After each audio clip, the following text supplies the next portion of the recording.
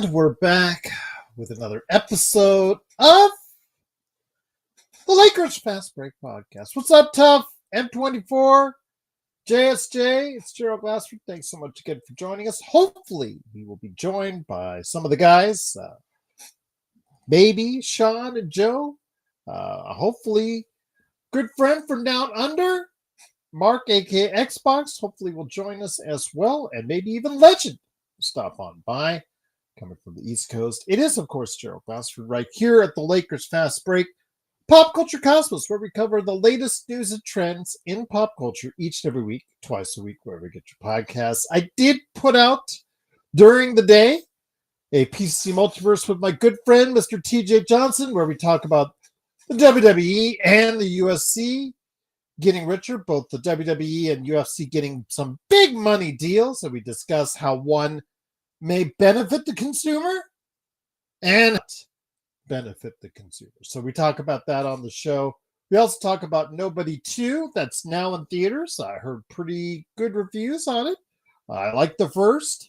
He said if you like the first, you may like the second. And we talk a lot of video games, including Madden 2026 and more. And I did believe, I think, I saw the worst movie of the century, and quite possibly the worst movie I've ever seen. I've got to put some thought into that. I'm not committed on that, but I am committed to saying that I did see the worst movie of this century, and we'll go ahead and discuss that. In fact, it's on the Pop Culture Cosmos' PCC Multiverse, which is available right now on YouTube if you're a member for just $2.99 a month. You can see it right now, or you can listen to it on podcast streaming outlets. And tomorrow it will be available on the Pop Culture Cosmos YouTube page as well. Yes, I changed it up because the subject matter of the starting five, we'll discuss that on the weekend, because Legend, he might come on tonight. So for Legend and for also my good friend, Mr. Xbox, those guys said they were going to come on tonight, and if that's the case, I thought we'd go ahead and switch it up to something they are more familiar with, or they might be able to discuss a little bit more freely with the situations going on with players that they're interested in for the restricted free agency. So we switched up, but we will be discussing the starting five here later this weekend as well. So of course, go ahead and check out the Pop Culture Cosmos. Truly appreciate you joining us again. It is, of course, Gerald Glassford. We will be hopefully getting some guys here on in a few minutes discussing the restricted free agents, and can any of them possibly eventually be on the Lakers or help the Lakers? Is Kuminga good at defense? I think it's a matter of commitment. The athleticism is there, Thameless. Is he committed? And that's the thing I wanted to go ahead and discuss. Legend hopefully will be able to join us because he is a big supporter and very knowledgeable on the Golden State Warriors. He understands what's going on with that drama right now with the organization going back and forth. It was reported earlier today that they were back at the negotiating table. Kuminga has obviously been very upset how this has been dragged out. Rumors have it that he might just take the 1 year contract and just say, you know what, I'm out of here at the end of the season, or if he gets traded before then. So we'll have to see what happens with that continued drama and scenario. But if that's the case and he decides to get a in case of Monopoly, a get out of jail early free card, then what happens then? Is he going to be available for the Lakers because they'll have plenty of cap space next summer? Would he be a potential target?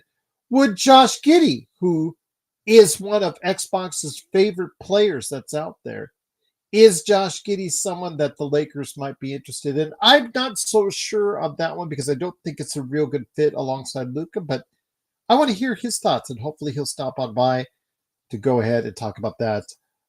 Dirk Mania, how you doing? Great to have you here. Does Reeds deserve $40 million? No, I don't think he does.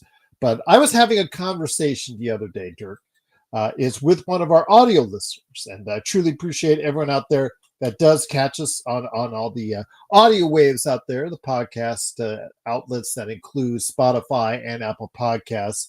I do want to say thank you to them for being a great backbone of what we do here at the Lakers Fast Break. I do want to say that again, I did have comments back and forth with B. Schultz. B. Schultz writing. It was great to hear his thoughts. He thinks that there's nothing wrong with AR being a sixth man, and I agree. I think that AR is probably, and Joe and I have talked about this on the show, that he is best suited on a championship team, most likely coming off the bench as a sixth man. But monetarily, Dirk, you're right. It wants to be a starter. And if he has another 25-5 season and even a halfway decent playoffs, he is going to ask for between $30 and $40 million a year. That's what he's going to ask. If I was his agent, that's what I would ask for him. I'm not saying I would give that if I was the Lakers on the other side, because I wouldn't. Because I think even though it is 30, let's say 35, for instance, let's say $35 million a year is, as the cap continues to expand, it would be a lesser and lesser part of the salary cap, but still, that's a significant portion of the salary cap. I would probably shy away from committing to someone who doesn't shoot well enough to be at that level. I think as far as what we need, as far as just someone that's a dead eye from out there, he can become that. We'll see if he becomes that this season, and I'm hoping that's the case. He just needs to just up a little bit up more, a couple ticks more, evolve from that 35 to 37% shooter, get into that 40-41% range, and my gosh, the money should start rolling in for him. And if he could play halfway decent defense, which again, based on his athletic limitations, which is part of the reason why he was undrafted, I would probably lean against that as far as committing to that kind of money. But we will wait and see what his future lays out there, Dirk. But that's a good question indeed. JSJ says Quentin Grimes would be nice. Absolutely. But on what size of a contract? Would you say around the mid-level? If it's the way he played at this, the latter half of the season for the Philadelphia 76ers, absolutely. That would be a really, really prized deal as far as get him in the teens, as far as $12 to $15 million, if he could sign up for something like that. And if that's the case, alongside Luka, someone who can defend and can shoot up to 40% and has done so in the past, and score, that's someone that possibly could be interested as well. So keep an eye on that one. But Jonathan Kuminga's name has been thrown around and tossed around simply because of the fact that the drama still continues to this day in regards to the Warriors. And even if Jonathan Kuminga does not end up on the Lakers, even if he does sign a multi-year contract with the team, this, I believe, has just started. For many teams that we've seen this before in the past, we do not think that it's going to be something that's a good start. It's not good mojo. It's not a good way to start your season. It's a distraction. And if he signs and he only takes the tender for 1 year, that could be a big problem, starting with, training camp, media day, things of that nature. And it just goes downhill from there. And with the opinionated voices of Steve Kerr, Draymond Green, et cetera, it could really get into a situation that's not great. And plus, his situation on the team over the course of his entire career so far, as you know, has been one where he isn't even sure from one game to the next if he's going to play, how much he's going to be able to contribute. Is he going to start? Is he coming off the bench?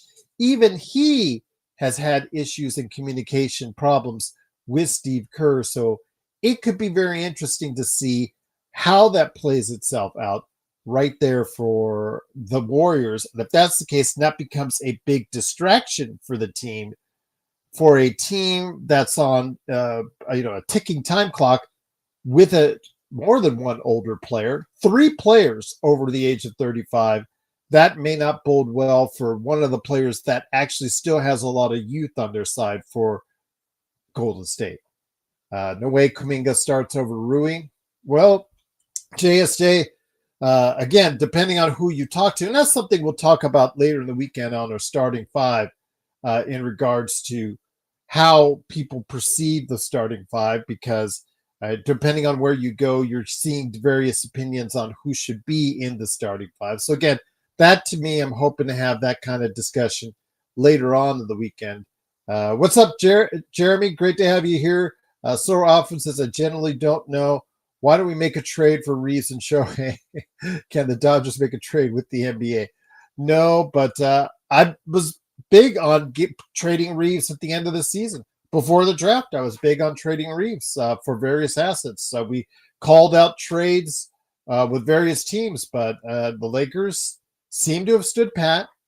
They offered him a contract, which he declined.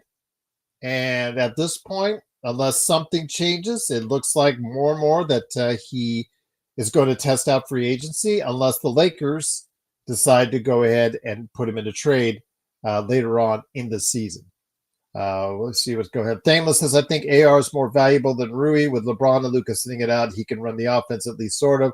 Rui can't do that. This is a general valuation sense, maybe not in the Lakers. Yeah, he is more valuable than Rui, but with Rui and Reeves, how far are you willing to go for these guys? These guys are rotation players. They have different skill sets. How far and how much are you willing to pay for those guys if they walk to become free agents? If you want to bring them back on the team, how much are you willing to pay for either of those guys? It's interesting to see the various opinions on both Rui and Reeves, because both have also been mentioned, and again, I'll go more into that on Sunday. Both have been mentioned as guys that they want to see come off the bench by Lakerholics, by other various outlets out there that had this conversation. So yeah, it'd be interesting to see how that plays out with the starting lineup or whatnot. Jeremy says, there really noise about coming into LA? No, there's no noise yet, Jeremy. But again, if he only takes the 1-year tender, Jeremy, from Golden State, that may speed up the timeline for him being moved off the team as a malcontent into somewhere else.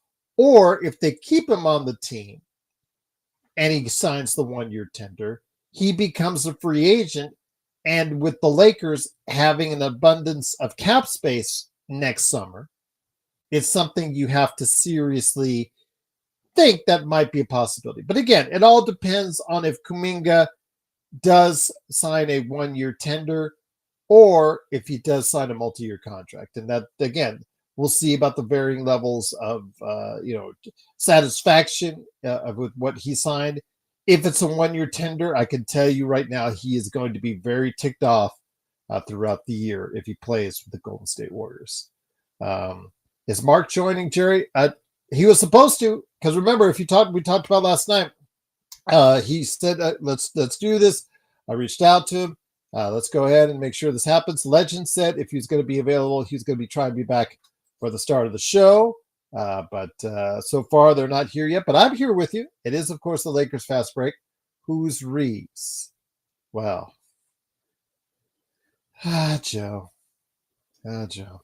Alan said, here comes Daddy Joe. Daddy Joe, indeed. Yes, Alan's gotten them the past couple times, so we'll see what happens. Jeremy says, I'm sure Trevor Lane will make 7 videos on Kuminga joining Lakers. At least 7 videos, Jeremy. Will they be interesting? That's entirely up to you. I'm glad you're enjoying life on the Gold Coast, Jeremy. Truly appreciate you checking us out here on the show. He might be enjoying. Yes, he is there. What is it? As far as where he's located at, yes, he does have a great view of things, so to speak. So he may be distracted. He is a serious exercise. He's really into exercising and doing his steps. So he may be doing that as far as that's concerned. Alan said, I mean, here comes Daddy Joe. Yes. No worries. No worries, Alan. Uh, all right, indeed. But it is, of course, the Lakers Fast Break. Truly appreciate you joining us. What's going on with you guys? Truly cannot thank you enough for stopping by. 805, what's going on? M24, want to say about what the other day about The Walking Dead. It's just The Walking Dead. I'm kind of just like, it's AMC just to me is just, wringing out the every last bit they can out of it. I can't say I blame them, but I'd like to see something fresh in the TWD universe. I think a lot of people left after Negan, and then after, as far as Rick Grimes, the character being taken off for years because, Andrew Lincoln decided to leave the show. So it's just kind of, it just doesn't have that je ne sais quoi that it once did to many of us out there. So Sorrel said, Sorrel Alpha says, what's your opinion on MPJ? Very expensive. His opinions as of late. The one about school and a cat, I really didn't get. I just thought that was kind of weird. Now he's talking a little bit about gambling, which is kind of ironic because if you know the situation with his brother, who no longer plays in the NBA because of gambling issues. Yeah, I just would focus in on playing well for Brooklyn and also getting that big paycheck that he has. But yeah, he is well overpaid, in my opinion, at this point in time. That's what Denver thought. Denver signed him to a contract based on what they thought he could do as far as his skill set. He helped them bring a championship. He provided that at that point in time, but his game really never progressed either on either side of the ball beyond what he could do shooting wise. His back issues, I'm sure, is also a concern to Denver, but he is overpriced, which is part of the reason why they did the deal for Cam Johnson, a guy who probably could fill a lot of the same role that MPJ did, maybe play a little bit better defense than MPJ did and do it at half the price. So I really think that was a great move by Denver, in my opinion.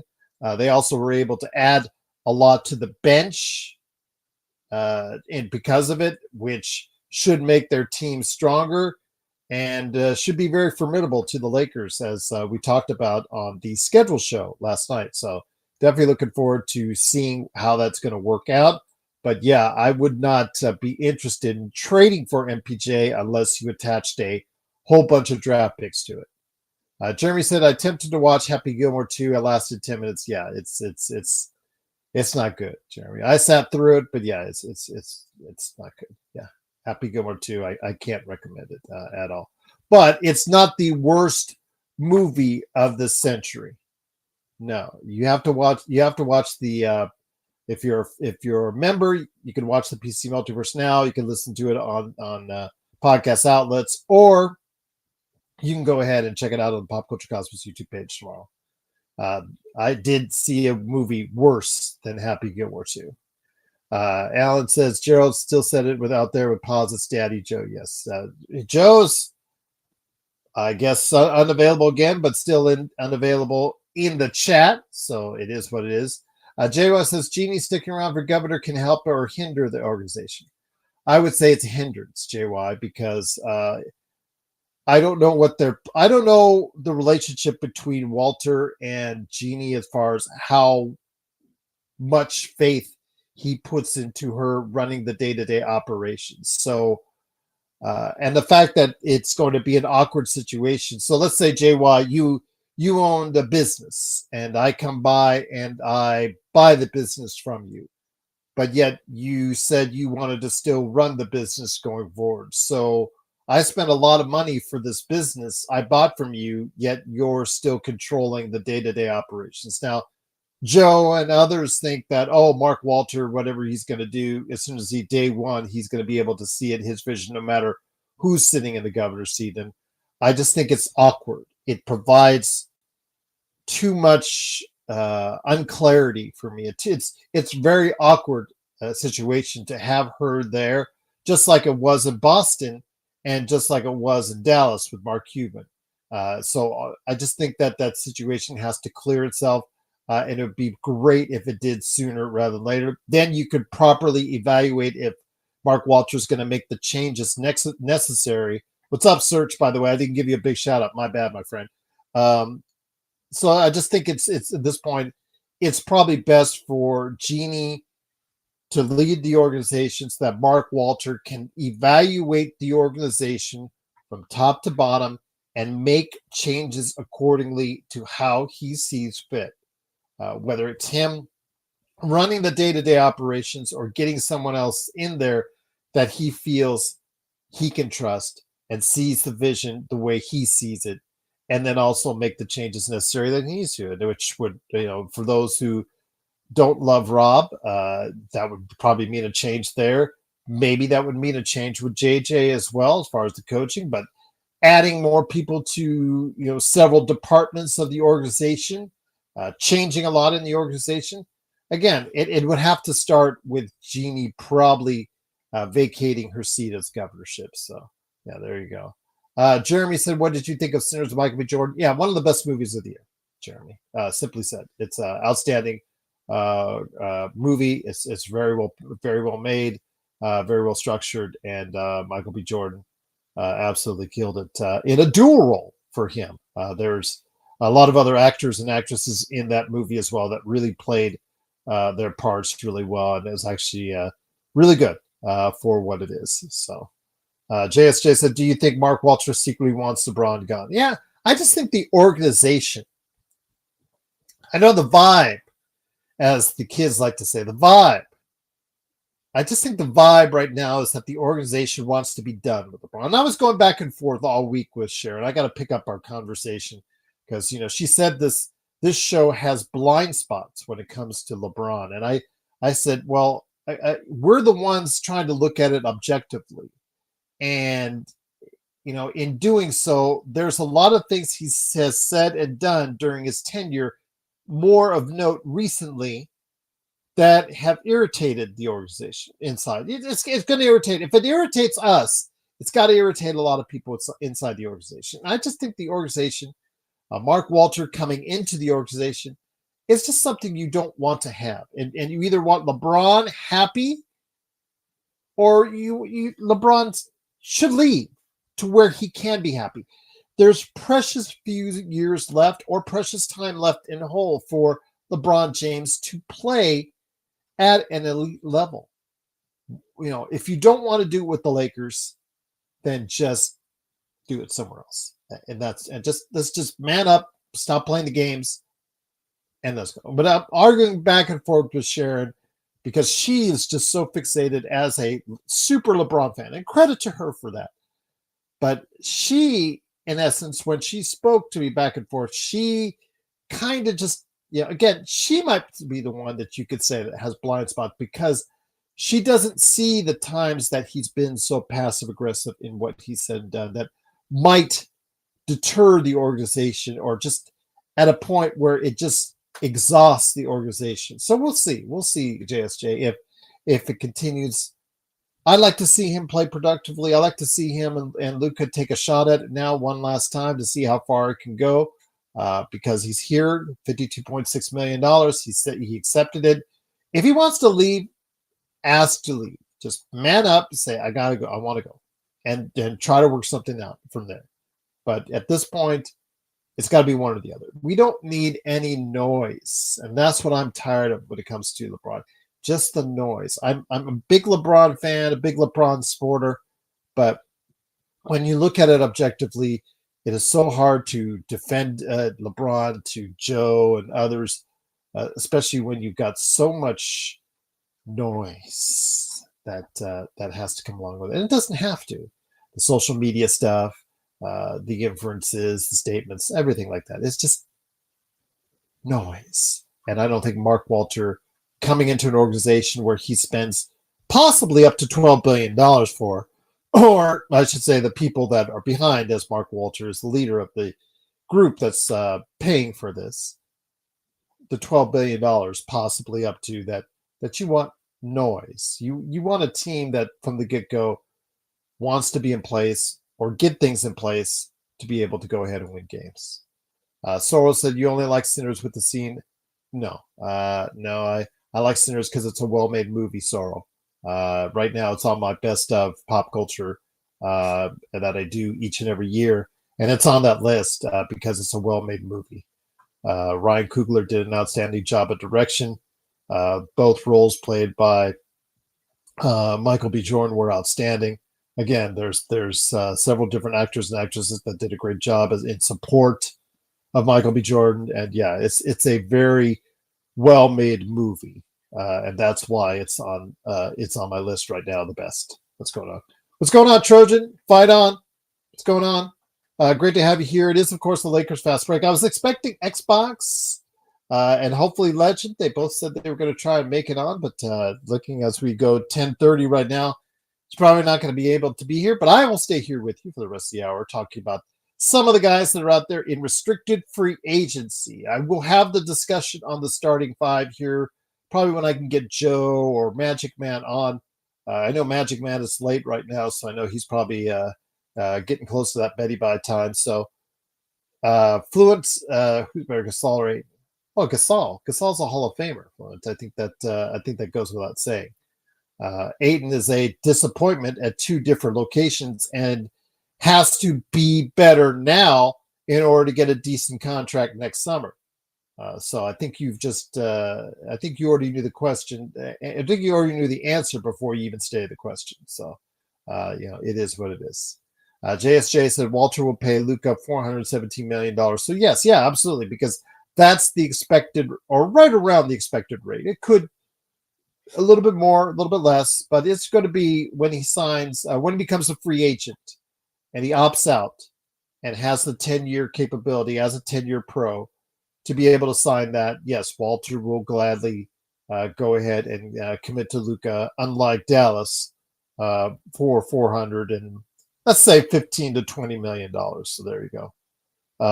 Fluent, it says, who's easier to build around, Gerald, Luka or LeBron? That is a good question. As far as the LeBron at his peak or Luka at his peak, Luka is still, I think, on his way to being a peak to his peak. LeBron at his peak, I think, would probably be easier to build around. That's just me. I think that you could find better pieces at that point in time because of things he could do on both ends of the floor, which he doesn't really do at this point of his career. And how can you say he wants to or can do continuously for 45 minutes a game at the age of 40? So that's a time equation. But right now you'd say Luka, but if both at their peak, I would probably lean LeBron, just because of the fact that LeBron is at his peak was a better defender. The experiment, Joe says, it's like what Sean Grice always says, a day in the sun is 9 times. Okay, whatever. Nameless says, LeBron prime or LeBron now? Yeah, that's LeBron now. LeBron now, that's not. Yeah, you have to build around Luka. That's not in question. But at their peak, I would probably say LeBron. There you go. You guys are killing it on the chat today. Clooney was a bad cast, but the movie is good. Jeremy says, Jerry, did you like From Dusk Till Dawn? I love. Yeah, that one's a good one. I did like it. As far as the movie is concerned, yes, I enjoyed it. I think the Rodriguez Tarantino combination has yielded or did yield a lot of successful ventures in the 90s and early 2000s. Go watch Death Proof as well. I really like Death Proof. That the two movies that like the old days at the drive-in, they had two movies together. Death Proof, I think, was the better one of the two. But yeah, Rodriguez and Tarantino getting together, it's been a fruitful relationship between those two, as far as I'm concerned. And despite the fact Tarantino's not a great actor and he didn't do a great job in From Dusk Till Dawn, just those two working together in that capacity as far as writing, directing, etc. It's always a great time to see. But El Mariachi is one of my favorite Robert Rodriguez movies, and I just want to put that out there.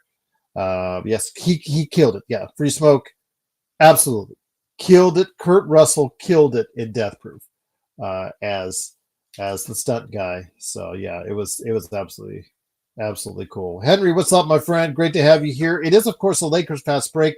Now, if there's other restricted free agents who may also want to just have the 1-year tender, then that could be interesting for the Lakers. So I know you guys like Day'Ron Sharpe. And then also as well, Cameron Thomas in Brooklyn. Brooklyn is going off on a different adventure. They're just drafting guys, 5 guys in the first round this year, none of which may actually be any good from what I've seen. I was there in Summer League. They didn't look very good yet. It's early, but they don't want to be very good. They want to be able to have a high draft choice next year. So that may mean that Cam Thomas, excuse me, and also as well Day'Ron Sharpe may only get Stuntman Mike. That's correct. Cam Thomas and also as well Day'Ron Sharpe may be available sooner than we think. And Cam Thomas, a scorer. Is he an elite shooter? No, but he is definitely a top of line scorer. I don't know if people see him coming off the bench on a good team. That's a possibility there, but I don't think he sees himself as a guy coming off the bench for a good team. So that's the dilemma that you have. How much do you commit to a guy like that? And Day'Ron Sharpe, I know you guys like him as a backup. He is a little shorter at 6'9", but he does rebound the ball pretty good. So for a rebounder coming off the bench, I mean, we have Jackson Hayes. So almost anything else, because remember we did get Alex Len, would be an upgrade beyond that. And Alex Len was not an upgrade. CCG03, Joe or Sean coming on? I don't think so, unless, Joe's in the chat. So Joe is busy doing something or not, but Jeremy says Kurt Russell and everything Tarantino is amazing. Yes, you are right. I agree with you, Jeremy. But my favorite role for Kurt Russell is Big Trouble in Little China. The Thing is really good as well. Of course, Escape from LA, Escape from New York. But yes, you met Jordan. No worries, Sora. The experiment is I'm laying down. Okay, he's laying down, everyone. He is laying down and commenting at the same time. He has that skill. Sora, do you agree with the recent statements about LeBron not having a bag, and he's not a top 5 scorer compared to KD, Kobe, and LeBron because Jordan. Yeah, Jordan, KD, Kobe, and Jordan because he uses more force and strength over skill. He does, but I can still consider. He's the all-time scorer, not, but a lot of that is just based on his tenure. Some of that is based off his tenure, but I think the guy is one of still the greatest scorers that are out there. Now the thing is, he's been able to do it not being a great free thrower, like quite a few of the great scorers in this league. Wilt, Kareem, some of those guys were not great at the free throw line. Shaq was a great scorer, but not great at the free throw line, as we all know. But LeBron has used a lot of his force. But if you go and you consider Shaq with the force that he used as one of the greatest scorers of all time, how can you not say the same for LeBron with his athletic gifts, but his size that he used, and the fact that he again has never been a great free throw shooter, and only sporadically has been above 40% or near 40% three-point shooter. Just imagine if he shot or averaged 38 to 39% throughout the course of his career, he would be even more, just blown away everybody as far as the number of points he would be away as far as all-time leading score and all that. So, again, Damos says it doesn't matter how LeBron does it. He's been a scoring champion. He's the all-time scorer. Good enough. I'm also impressed with his three-point shooting improvement. Yes, it's still a little up and down, but yes, it is better at this stage of his career, leading back to the Miami years where it was really efficient then for a brief period of time. But yes, I do consider him one of the greatest scorers of all time. Yes, Jeremy says Joe is sleeping and also commenting in the chat. True talent. Look up, scroll up on your while you're lying down, Joe. Scroll up, and you'll see the question that was put out there on that in regards to LeBron being an all-time scorer. Did Shaq ever hit a three? Now, that is a good question. I think I'll look at that up as far as for you guys out there, and I'll see if he ever hit a three. My guess is no, but I'm going to find out for sure on Basketball Reference. Yes, he did, because he does have a 3-point field goal percentage career-wise. It's at a whopping 4%, Jeremy. So yes, he has hit a three. He has hit a three. Dirk Mania says LeBron can be the leader in scoring, but I'll still take Dirk. Kobe. Dirk, you know what? Dirk had such a beautiful game. Dirk, I know you're a big supporter of Dirk and Dallas and whatnot. I can't disagree with you. Dirk was so beautiful to watch, and at his peak before the injuries got to him, such an elite scorer. He and Kevin Durant, to me, I think have a lot of similarities, although Kevin, I think, was a little bit better stretching it out a little further. But the mid-range game, Dirk was one of the best all-time at that. Just that turnaround jumper that he had, just so skilled of a player. And yes, like you said, great footwork. Absolutely. Just cannot say enough good things about Dirk Nowitzki. And again, one of the best foreign players ever that will ever play the game. Henry says, Gerald, what tips do you have about being a great father? Well, I talk to my kids. Have continual conversations with your kids. Have patience, Henry. They'll do things that are going to make you mad, but you have to keep calm and understand what age they are, what their development cycle is, and where you are at. You have to understand that you have to keep calm and instead of disciplining all the time, use them as teaching tools. Help them to understand right from wrong. Help them to understand bad from good, and help them to understand so that they can grow as individuals. And talk to them, constantly talk to them. Even if you're busy with life, doing stuff, doing all the things, and I know you're very busy, and we've talked in the past. Make sure you take time to speak to your kids. Even if you're driving with them in the car, make sure you want to be an active part of their lives. And I think you'll do okay. I really think you'll do okay. Said, yeah, Joe's coming on for you guys. So JSJ says, I want Joe to come on. Okay. Dirk Betty says, if I need a bucket, I'm not going to LeBron over Kobe or Dirk or MJ. Okay. All right. Yeah, it's, again, everybody has a different preference on that.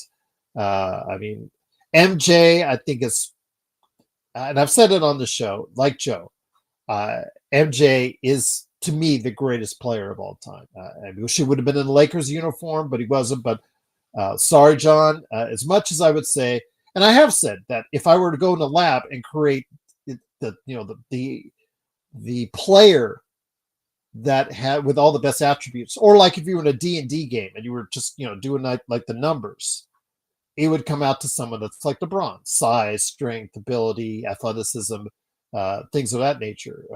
It would come out LeBron.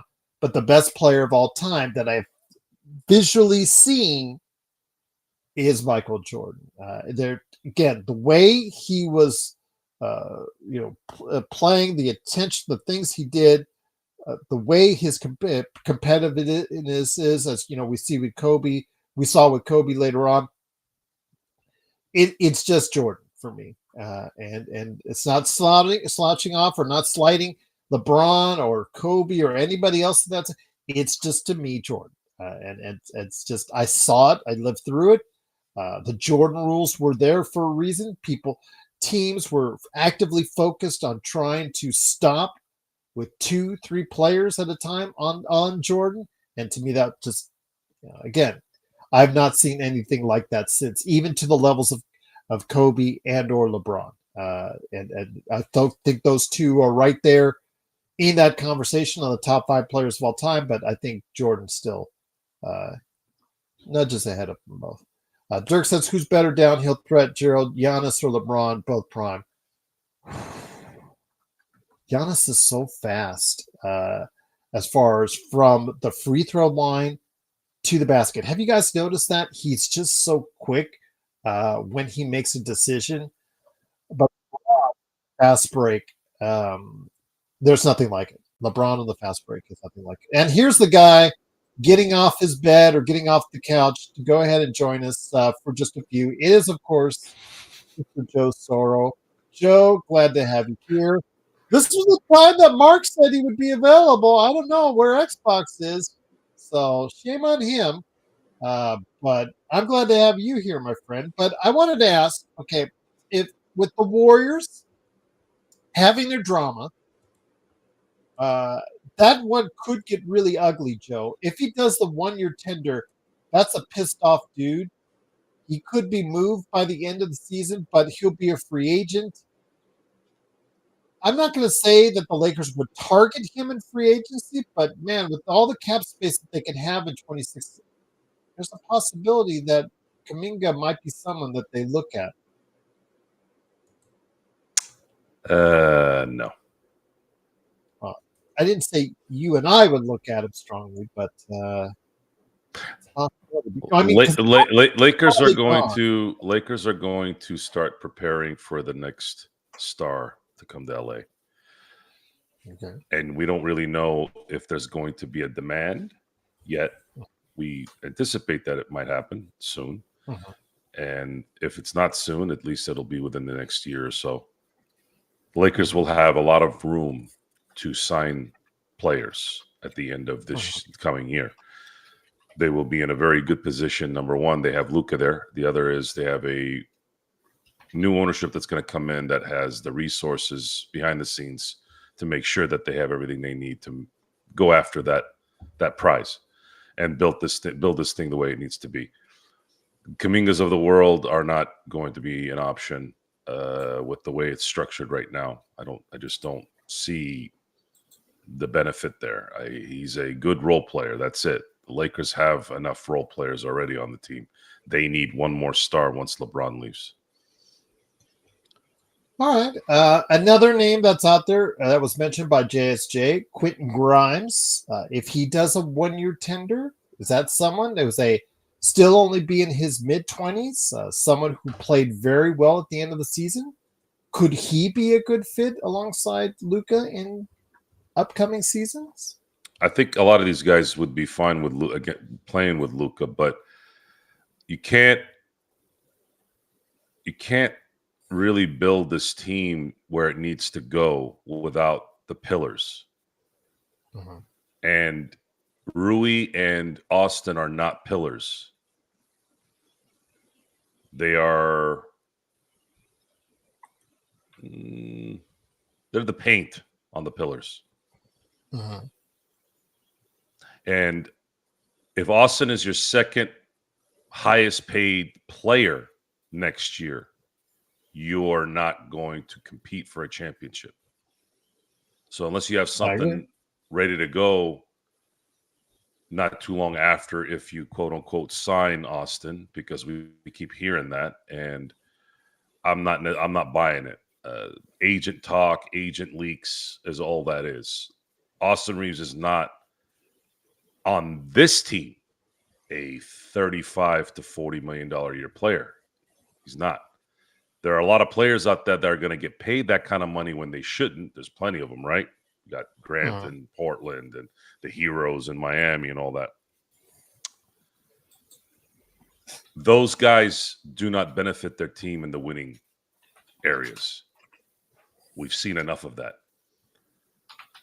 The Lakers are not going to go that route. There's no way with the new ownership coming in that's how they're going to operate.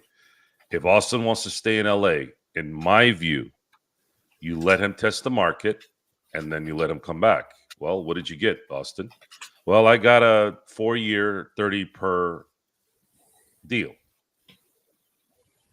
Not bad. If the Lakers don't have a second star on the team by then, you're going to have to let him go. They may pay him 30, but if it's 35, I just don't. I don't want to pay him 30. I'll pay him 25 max. That's how I do it. And Jovan Buha, according to Soro Alpha, says that he could be, or it reports, and I've heard these same reports, that up to 35 or 40 million that he'll ask for. But I agree with you. Yeah, I'm not asking is paying him one that thing. much. Yeah, asking is one thing, and we've already been through this before. I already heard this the first time he got his contract. Everyone got their panties in a bunch, worrying about you better pay Austin $25 million a year. No, he got 14 million. That was what he was worth. That was the perfect signing at that number. He's gotten a little bit better, and he's worthy of a 20 to $25 million contract because he is available and he does play well in the regular season. It would help him to play better in the playoffs, but even if he plays well in the playoffs, he's not a second guy. He's not a third guy even. He's a fourth guy at best. Are you going to pay your fourth guy $35 to $40 million? No, not in an apron era. Maybe if you had baseball economics, sure. Why not? Mark Walters has the money, but you don't have that in the NBA. You cannot pay Austin Reeves $35 to $40 million, and he's your second best paid player on this team. They won't win. If they want to pay him that money and they've got a 2 and a 3, God bless you. Go ahead and do it. But that's not going to happen likely. The league is really trying to get this thing at a cap at two stars per team at best. And then having a bunch of depth. Oh yeah, absolutely. Which is again another problem for the Lakers going into this season. Again, and going back to the Tyler Hero thing, mind you, I just said I wouldn't pay Tyler Hero $30 million based off the roster that they have. Yeah. However, Tyler Hero is more valuable to an NBA team than Austin is because Tyler can shoot. In this era, being able to shoot has a lot of value. Austin cannot really shoot on a consistent basis. So to me, Tyler is a more valuable player on a team versus Austin. Because he can just get that closer. He's at 37.7 overall last season. Again, that's it's a little bit of improvement. Rui hit 40% from 3, but he's not a shooter either, though. Those two are not shooters. Tyler Hero's a shooter. There's a difference. Just because you're hitting well from 3 doesn't mean you're a shooter. They're just not. They're not going to be those guys that are going to drop 6, 7 threes every once. That's a hard. He averaged 7 threes a game last season. Austin. And how many did he make? 3 of them, right? He made 3. Yes. Yeah, that's not enough. He needs to be making 4. Okay. To justify his value there. Rui sounds year small. It averaged, sounds small, but 4 I used to use this example a long time ago where Michael Jordan, for the longest time, I think his Washington stint ruined it, but Michael was, I think, at 50% field goal percentage for his career until he played for Washington, or it might have been his last year in Chicago. I'd have to look. So that dipped him under 50%. He's got a career field goal percentage of 49%. Kobe was always at 45, and then it dipped to 44.9. That's just one shot missed every game. It sounds like it's minimal, but you have to add it up over time. And in Austin's case, not making that extra 3-point shot will likely in my view, takes him out of the 35-40 range. And the timing isn't right with what the Lakers are putting together right now either. If they had their second star and they felt, you know what, Austin maybe improved. Let's say Austin improves this year and plays well in the playoffs, and they feel, you know what, this guy can definitely be the 3. Then yeah, but I just don't see it. I don't. He's just not athletically gifted enough to be a third on a team. and he's not that good of a shooter. I don't think he'll ever will be a really great shooter.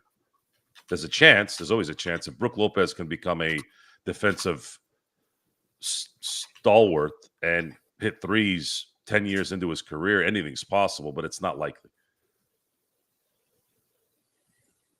Okay. But with Rui, last 2 years, 41 and 42%, Joe. If he gets the ball, if he gets more touches, if he gets more open looks with a healthy Luka right there, if he ups it to 7 attempts a game from the 4 he was taking last season, if he ups his output from 13 points to 17 points, let's say, does that make things a little bit more palpable for you if he can maintain that 41%? Rui is not, he makes 1 3-point shot essentially a game. He's not a shooter, right? And his game doesn't necessarily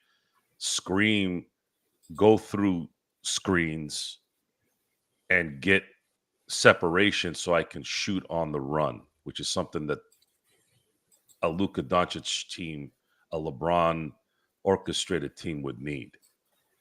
He's a standstill 3-point shot. He has to be open to shoot the shot. He has to have some separation naturally through the pick and rolls and passing to the weak side, passing to the strong side type thing, making the defense kind of guess or have him out of position. He's not that guy that's going to create his own shot typically. He has to have an offense that allows him the separation and the room to shoot. And then at that point, he may be good enough. But he makes 1 3-point shot on the average game. It's just not enough. 1.7, I think it is. Soro Alpha, I still don't see it. If you want to put it in the chat, the link in the chat, I apologize if you can, or send it to me at LakersFastBreak@yahoo.com. But I don't see anything on my Twitter on notifications or anything on that as far as for me then. So I apologize on that. If you can, again, you can send it to me, LakersFastBreak@yahoo.com. And then also as well, you can go ahead and just put in the chat because I do have a tab up right there. I know people keep mentioning Reeves turning down the extension. It's a smart move, by the way. It is. But in this discussion about now you need to trade him. Okay. How? How are you going to trade him? For what? Who's going to want Austin Reeves that bad and then sign him to an extension? And why? And by the way, what are they going to send you? They're not going to send a better player to LA for Austin Reeves. So how do you trade him and improve the team? You'd have to give the other team, who likely has a player that isn't working somewhere and is maybe even demanding a trade, and then you still have to give them some draft capital, which you don't really have much of substance. There is no trading Austin Reeves unless somebody demands to come to LA, or a star or a better player has to be moved. Right now, there isn't anyone out there that's saying anything like that. It may happen this year. It may happen before the deadline. It may happen by the end of the year. But as of right now, there isn't a way to trade Austin to better the team.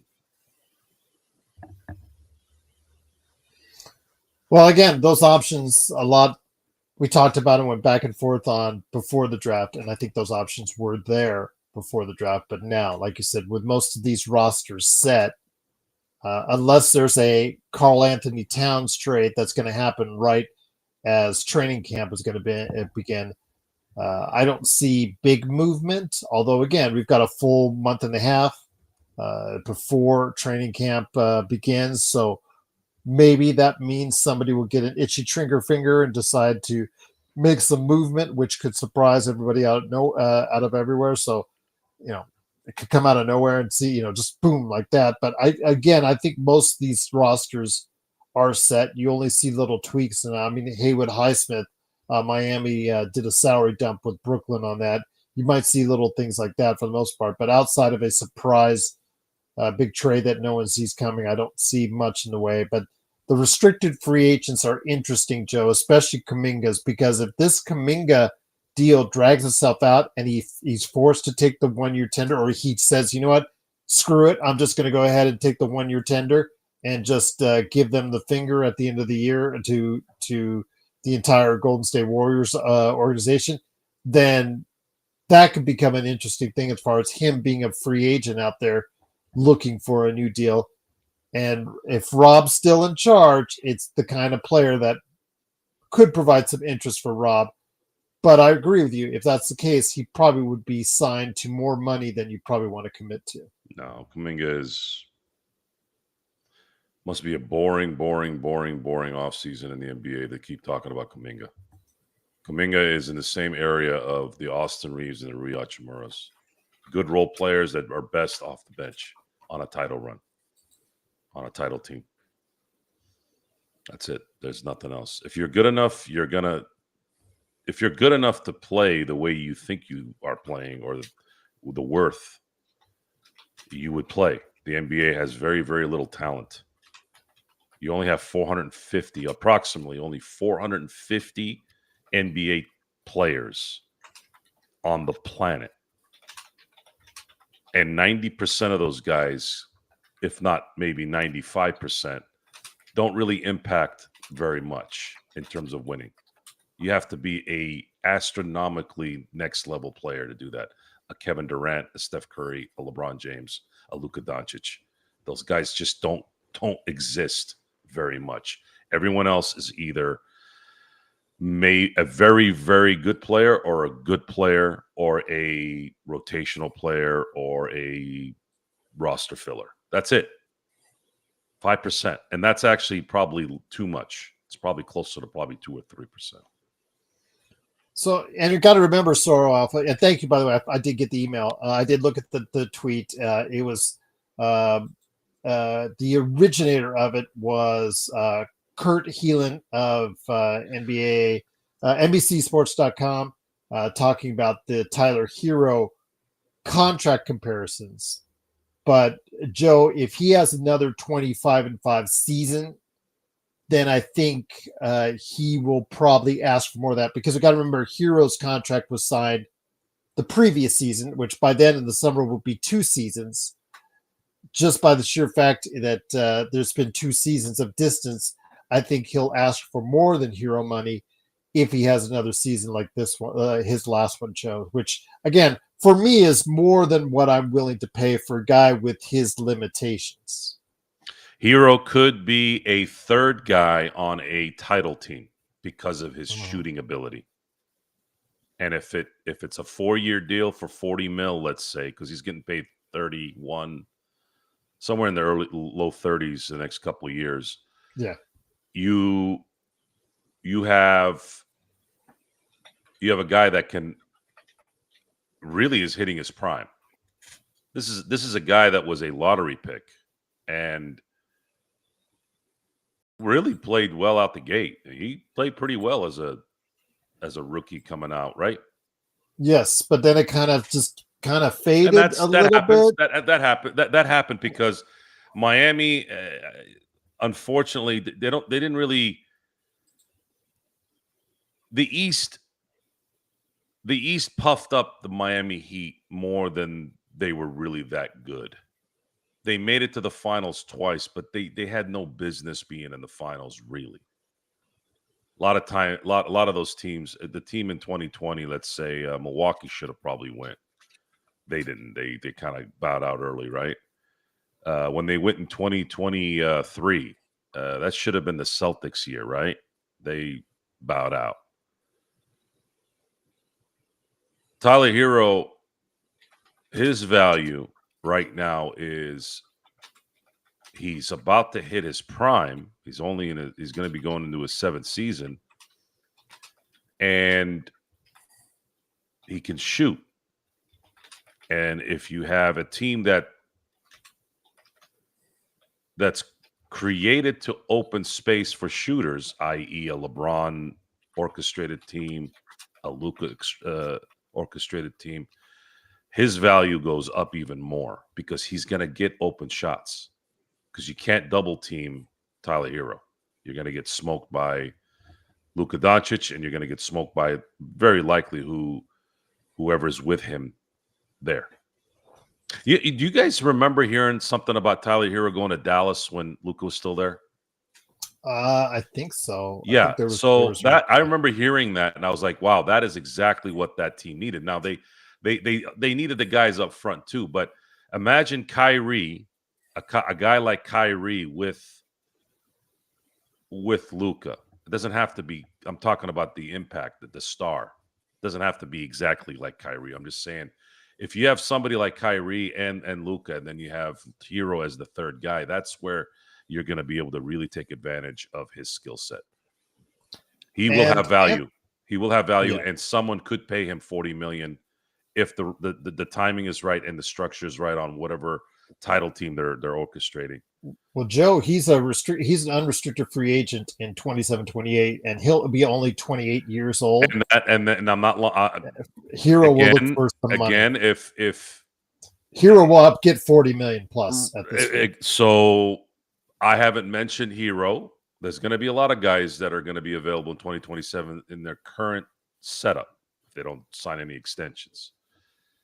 If you asked me what would be your perfect summer in 2027, my perfect summer, and I'm going to say my perfect summer and my realistic summer. Perfect summer would be Jokic testing free agency in 2027 and the Lakers getting him and Tyler Hero. Imagine Jokic, Luka, and Tyler Hero as your wing. Yeah. That is a perfectly constructed 1-2-3 on a title run team right now. Realistic, I would see more of Giannis being available. And either way, that still works with someone like Hero being available as well. And the Lakers would have enough money to sign both guys. Because when Miami was better, Joe, Hero didn't have that large role. It was last year that he had to increase his role because Bam disappointed. You know the drama with Butler. So the team looked to Hero to pick up a lot of that slack, and he did. And I think he really did a good job on it. But that you saw the result as far as their overall placement. I mean, they lost 10 in a row at one point in time. They barely made it into the play-in. So I don't know if, as you said, Dirk, him as your number one is the best option for a winning team. But as a guy that can get you buckets when you need to, as a number 3 guy, a number 4 guy, or even like a 2A or 2B type player, if you have 3 guys that you could really play in, that he could really count for something and get you some buckets when you need it the most. But yeah, it's something really that I think people want to look into, because his career, he'll be at his peak. He'll be at his age of 28 the summer. He becomes an unrestricted free agent. So keep an eye on that one. No, absolutely. No, that's something you have to keep your eye on, because this guy has won a Sixth Man of the Year award. This man has been an all-star, and he's essentially gotten better every year. Last year, played in NBA Finals. Yes, and he played well too. Last year, he ran into a little bit of a injury bug, but he still scored more than he did the year before that. He has improved essentially every year that he's been in the league, and he was an all-star last year. I mean, anytime you make an all-star team in the NBA, you are very, very good. There's only 12 spots per conference. So go back to that number again. You have 450 NBA players on the planet, and then you're one of 12 guys, one of 24 guys that make the all-star team. That is an elite group. You might not be the elite player, but that's an elite group to be in. And he's young, and he could still maybe improve. And he's not a 40% three-point shooter either. However, he shoots almost 9 a game and makes almost 3.5 on the average threes a game. That's huge. That's double what Rui does. So imagine that extra 6 points that a player, a third star on your team, is making every game. That means that's a lot of points that you can rely on every game. 6 points is a lot every game difference. The perfect summer is Jokic and Tyler Hero. Should things stay the way they are? Not likely, but let's say it does. I likely would be Giannis testing and coming to LA and then signing Hero as well.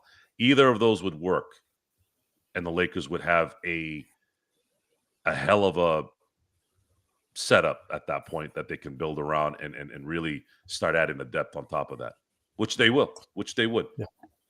Yeah. It's exciting. I'm not going to lie. I know it's going to take a minute, but imagine this. God willing, we're still on here, right? I mean, I try to live in the moment, but I also, I feel like I'm not gonna go anywhere either. I don't see any issues, right? I go to the doctor every year and I check my blood and do all that. I work out, but I'm thinking in the next 5 years, and 5 years goes by like a blink of an eye. Everybody knows this. I don't see how the Lakers don't have a chance at winning a couple championships in the next 5 years. I think that's a very, very, very realistic thing to look at. Wanted to go ahead and mention what Anthony said earlier in the chat. Reeves forgot where he came from. He's undrafted and has business turning down the Lakers. All I'll say is this, Anthony.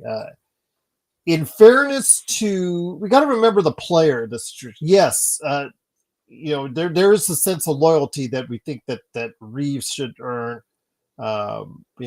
Caruso going up to that. Remember, he offered to sign and re-sign with the Lakers at a hometown discount.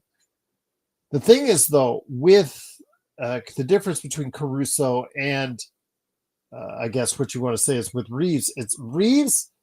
This will be, Joe, his one chance at a big number contract because he's already 27, 26, 27, 28. He'll be 28, I believe. Let me go ahead and check to make sure his invalidate his age, but he probably will have only one chance to get he's 27 right now. Next year, next May, right around Memorial Day weekend, he'll be 28. So he'll be 28 going out into the world of free agency next summer. I believe he has only one chance to get a multi-year big money deal. Because after that, it's going to be, he'll be on the decline at 32 or 33. And then those paydays aren't going to be looking as sweet as that. So I'm not going to fault the kid because if it's his one chance to finally get something that's life-changing money, I understand the $90 million that the Lakers offered is also life-changing money. But what if you felt like you had a lot more to get on the table, Joe? I mean, it's just what would happen if we were in those situations? You know what I'm saying?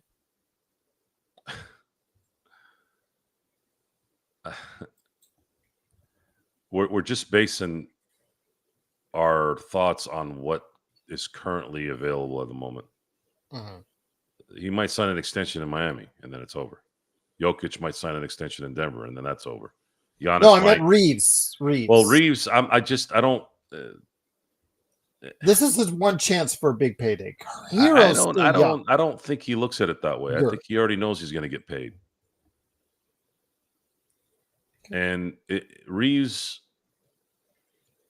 unless Reeves really worked his butt off this offseason to hit better shots, more shots, I don't see how he's going to improve from last year.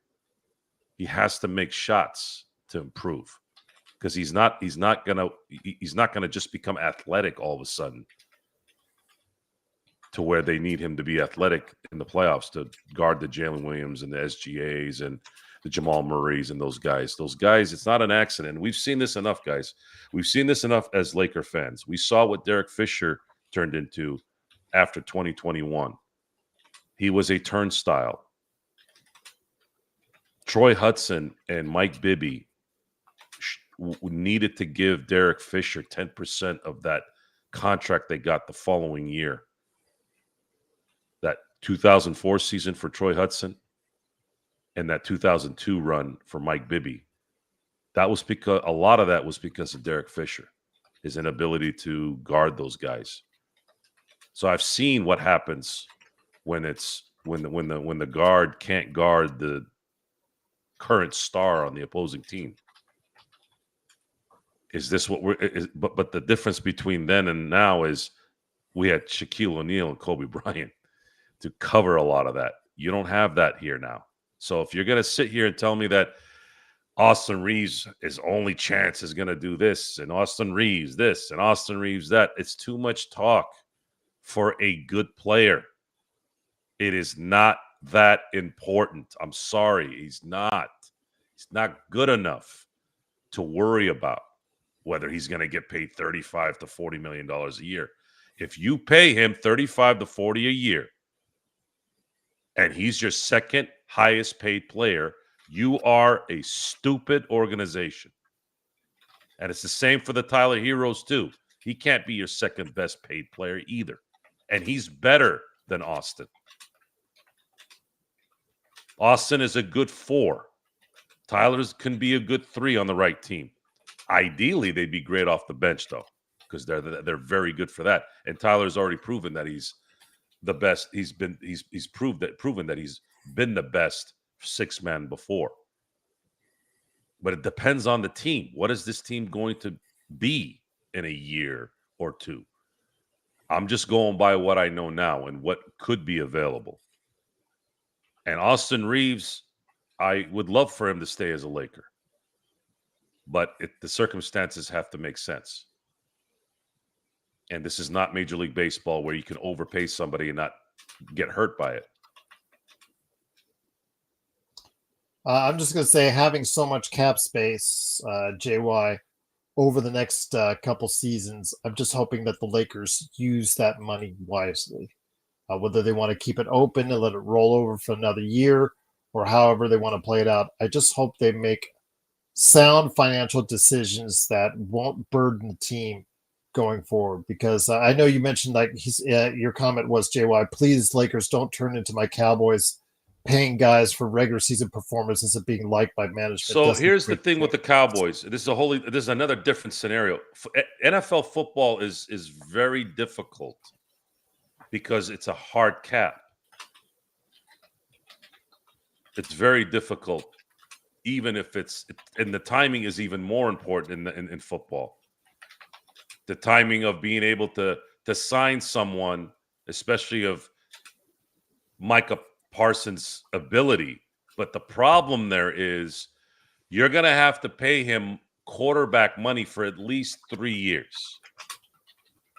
Someone will. But the problem is you're paying and this is a good example of what we're talking about. You cannot pay a non-elite quarterback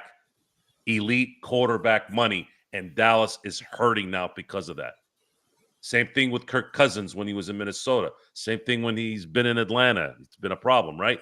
You cannot pay max elite money to a okay quarterback or a good quarterback. He's got to be Patrick Mahomes. It's got to be Josh Allen. It's got to be Lamar Jackson. Because if you don't, now you find yourself in this predicament in Dallas where Micah Parsons wants to pass TJ Watt as the highest paid defender of all time. That's what he wants. And Jerry's stuck now because if you're going to pay Dak Prescott elite money for not winning, and a lot of it is his fault, of course, for being a meddler, you're now going to go spend another quarterback salary on a defender who is important, but only important if everything works out on the offensive side. It doesn't matter how great of a defender. Look at J.J. Watt when he was in Texas, when he was in Houston. 3-time Defensive Player of the Year, was a wrecking machine. They couldn't win shit because they didn't have a quarterback. So defensive players, as good as they are, they're never as good as what that gunslinger is behind that center. So if I'm Jerry Jones, I do what this might be he has no choice. He has to do what he's doing. How do you sign Micah Parsons to that kind of contract being in your situation? I don't know. Well, I know, but you either got to trade him or pay him. I did want to mention that was it Quabina said the Steelers need to pay Cam Hayward because of his commitment to the franchise.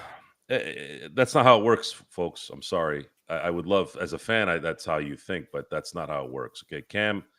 First of all, I have Cam under the Steelers have had legendary defenses. No other team on the planet in football has had more defensive units better than the Steelers. They've had several years where they had some of the best units. So because of that, I have to put two sets of defensive, let's say defensive linemen in Pittsburgh. There was a time where they ran the 4-3 during the Steel Curtain era, and then they became a 3-4 team in the 80s.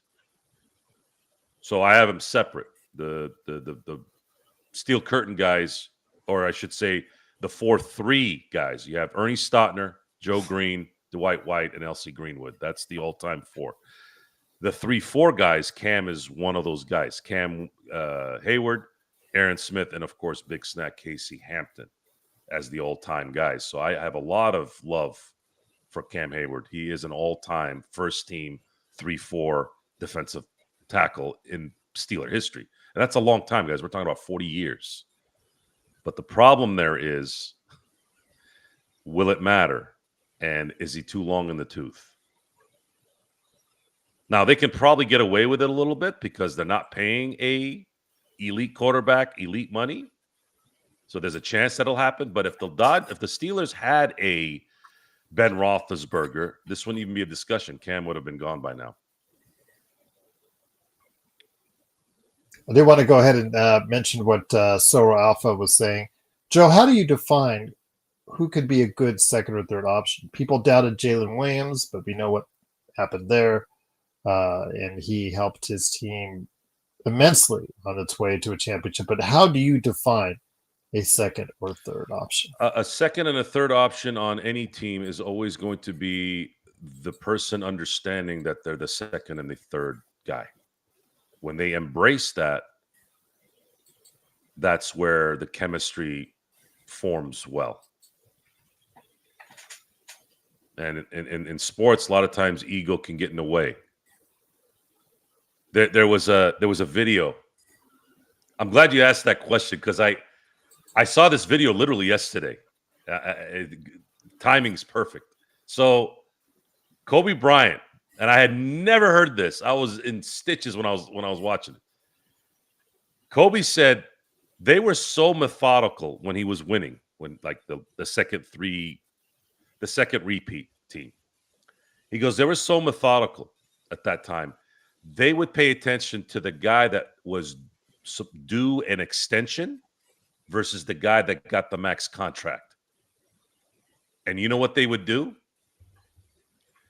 They would double team the guy that's wanting the extension because it would piss him off. He can't get off. He can't score, right? He can't.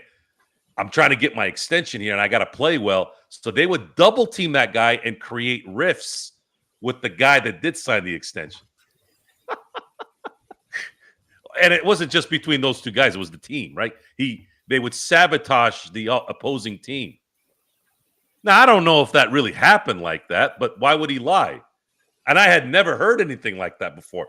I've never heard of that in anything before. That's freaking beyond genius.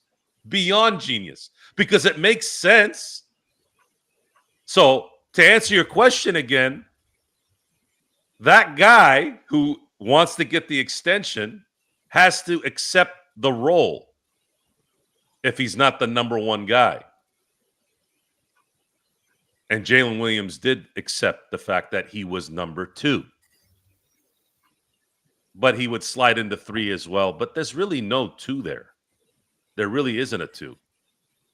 It's Shea Gilgeous-Alexander, and then it's a bunch of threes.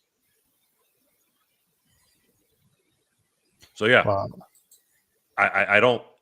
By the way, props to Drip Show again. Another Drip Show makes the best stuff, by the way, folks. Yeah, looks like it. There you go.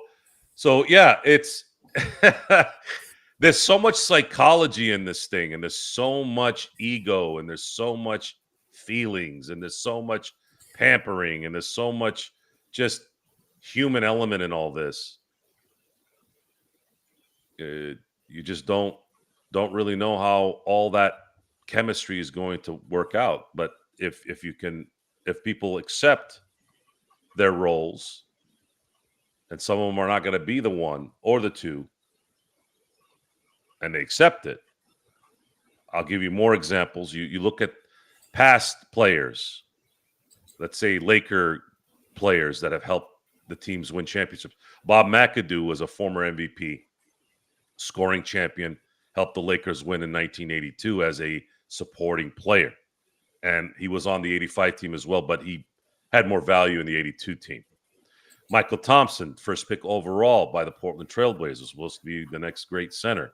Didn't become that, but became an integral part of the 87-88 title teams from the depth standpoint, and he understood his role. And then you go to the Shaq and Kobe teams. Geez, Rick Fox turned down at that time was a lot of money. $20 million to go play in Cleveland when he was a free agent in Boston, and said, hell, I ain't going up to Cleveland and losing. I'm going to go to L.A. Took $1 million a year. Went from $20 million to making $1 million a year, 2 years in a row each, because he wanted to win that bad. And he knew what his role was going to be. And it was an absolutely integral part of that championship team. The grit, the chemistry, the team camaraderie. Ron Harper. How about Ron Harper? Ron Harper, and Phil Jackson's on record saying this, if he doesn't tear his knee up, Ron Harper jumped around like Michael Jordan. He was athletic as hell, a freak basketball player. But he had an unfortunate injury that took him down a few notches athletically, but was a genius on the court, accepted his role, and was, in my view, one of the best role players that a lot of people don't talk about in that era. He won 5 championships, man. Yeah. And he was so valuable. I mean, ridiculously valuable for that 2000 run. Not just on the court, the things he did with Kobe, the things he did with Shaq. Ron Harper doesn't get enough credit. We don't talk enough about Ron at how important he was for that 2000 championship team. And he had a little bit of benefit in 01, but he was really breaking down at that point. And Fish kind of came into his own in 01 after his ankle injury, after he got back, and Yes, he picked up the slack a little bit, so we didn't need Ron as much. But Ron in 2000, you could say him, you could say Brian Shaw. I don't know if we win a championship without those two. It's crazy to say that with how stacked that team was, but man, I really think that if you didn't have Ron Harper on that team or Brian Shaw, the Lakers don't win that championship. And that's a crazy thing to say with as great as a season Shaq had and as good as Kobe was that year. Kobe made his first all-defensive team that year. Going back, way back, Eves. Yeah, Bob McAdoo, obviously one of the great Lakers 6 men of all time. One of the great scorers in NBA history. Absolutely. Against. Just want to thank everybody. Great conversation tonight. Cannot thank again. I got to say this again, since Search is emailing Drip. Look at how this shirt forms around my arms. I have abnormally long torso and wide shoulders. Every shirt you buy in public is made for hippos if it's too big. Wide arms suck.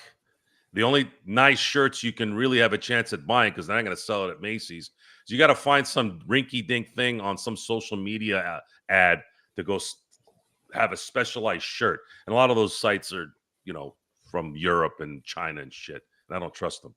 But Drip Show picked the right T-shirts to put his stuff on. I mean, these shirts fit absolutely perfect. Long. And I've already washed this too. I've washed it. And it looks better after it's gotten washed. Well, there you go. So just again, another plug for my boy Chris. Absolutely. So go ahead, make sure you're out there on social media at Drip Show. Got to go ahead and give him some love and find out how you can go ahead and get some shirts right there. I'm not flexing 805. This is how I look. This is me flexing.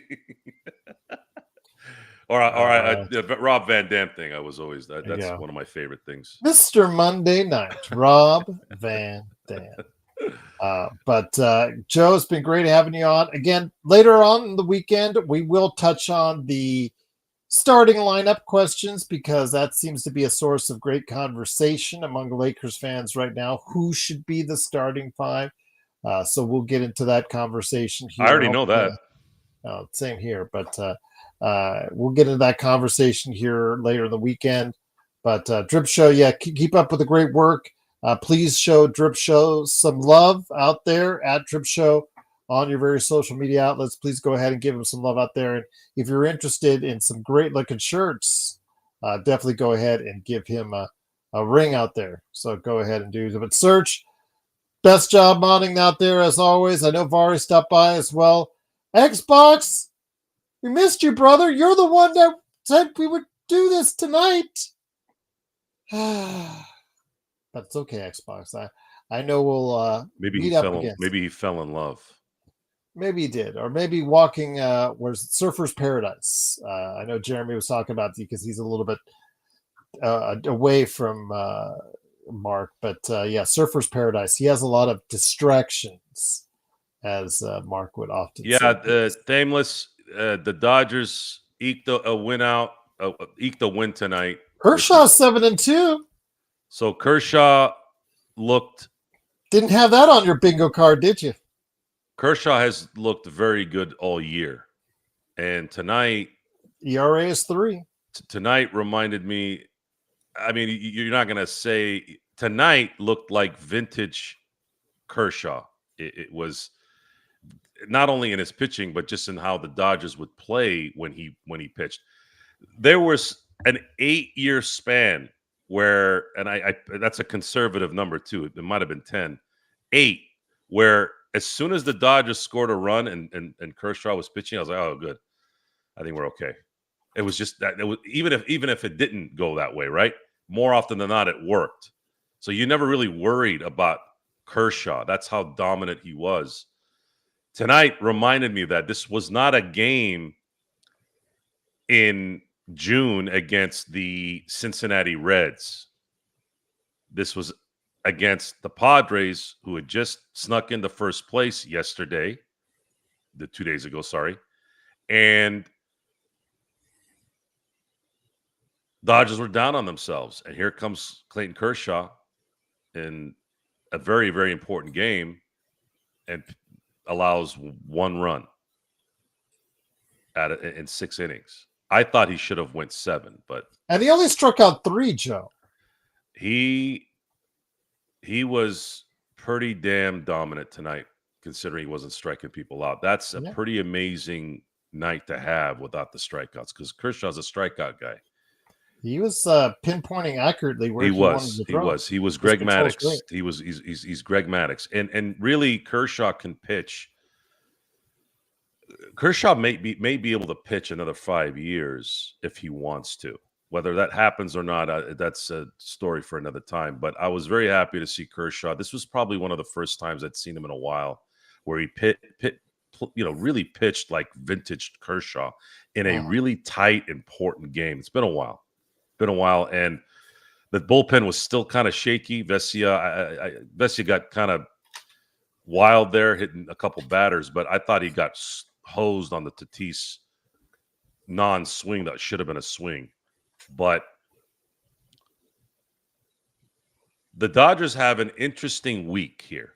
And I have said this, and I'm going to continue to say it. You have to sweep the Padres this weekend because you're going to play the Colorado Rockies for 4 games before you go back to San Diego. So if you want to get out of your funk, you really want to get out of your funk and start getting comfortable, you're going to have to get out of this series here this Sunday, up 2 games, and you better whoop the Rockies the next 4 games. The Rockies was the last team they played where they swept them in a series. You got to sweep the Rockies because I believe they'll at least get a couple games more after that. So if you go into San Diego next week and you're up 4 games because you swept the Padres this weekend and you got a couple games against the Rockies, while they were winning and losing or whatever. Now you can bury those guys. Now, if you win 2 out of the next 3 in San Diego, you're up 5 games again going into September. And I think at that point, I think they can probably get back on a little bit of a normal run and start to think clearly on what's coming next. So we'll definitely see what happens with the Dodgers this weekend. And we will come back with the Lakers fast break, probably at the tail end. I don't know what happened with the Lakerholics. They were talking about sometime Saturday They're afternoon old. and just kind of just floated away. They're old and on dope. Yes. It's dope and old don't mix, folks. It's the WhatsApp chat with these guys is interesting with you and Sean and all that. Henry, big shout out to Henry. Again, hopefully I gave you some good advice for your upcoming parenthood. You want some advice, Henry? Is he still here? I don't know. He was here earlier. He asked for advice, but let me explain something to you, Henry. There's no such thing as 50-50. Okay? You don't have the breast. So be the man. Anyways, I was saying, the man. Don't listen to social commentary. Listen to your boy Joe. My kids don't talk back. Yay, I don't struggle with my kids. My kids know their roles. I know my role. My wife knows her role. There's respect 100% of the time. I don't deal with bullshit. It might be just because that's my personality and my kids understand it, but I feel that most people can create that environment, and you got to start early. So you're going to have this kid, teach him early.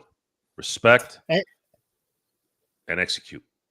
And Sports Baby, the exact opposite. Get some sleep now, Henry, because you won't once that baby is born. And I'll just leave it at that. But again, patience is going to be a key. My retort to that, Henry, is give me a call. There you go. But it is, of course, the Lakers fast break. Truly appreciate you joining us. Dodgers, again, key series with the Padres going on this weekend. So hopefully we will go ahead and see some victories for the Dodgers. And leading into, hopefully, will be a cupcake series against the Colorado Rockies. So we'll see. But thank you, Eves, for subscribing. Truly appreciate you joining us. Again, we will be here over the course of the weekend. The Lakerholics crew on their text chain, it just kind of died. So I'm assuming that's a no for now. So then Joe and I will save your weekend, your Lakers weekend. We'll stop by Sunday night then and do our normal Sunday night thing to get you started. Or if you can't watch it, I'll have it available for your Monday morning drive as well. So, Joe, any last thoughts, my friend, before we head on out? No. Okay. All right. Well, again, Serge, outstanding job as always. Guy, when you drop Old Town Mall and Del Amo Mall, that was just crazy. That was awesome. Good times. Remember those places very well, deep in my heart, especially Old Town Mall. Del Amo Mall, it is what it still is in Torrance. But yeah, Old Town Mall was the best. A lot of fun there, a lot of good times. But again, great to have you here, Serge, the mod father that you are. Truly appreciate you joining us. Again, we'll be back the weekend to make sure you're okay. We'll talk about starting fives. So you guys sit down, think about who you think is your starting five. We'll go ahead and talk about it on the Sunday night show. So for Joe Sorrell, it's me, Joe Glassford. Please like and subscribe and make sure you're a part of Joe Sorrell Experiment and his channel, and then my channel as well, right here at the Lakers podcast. Sports Baby, you're harsh. But then again, he's harsh to you.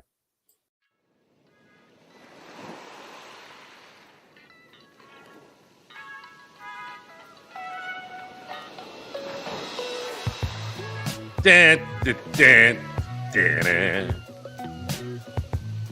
dan, dan, dan. Anthony, that's not going to happen. Come on.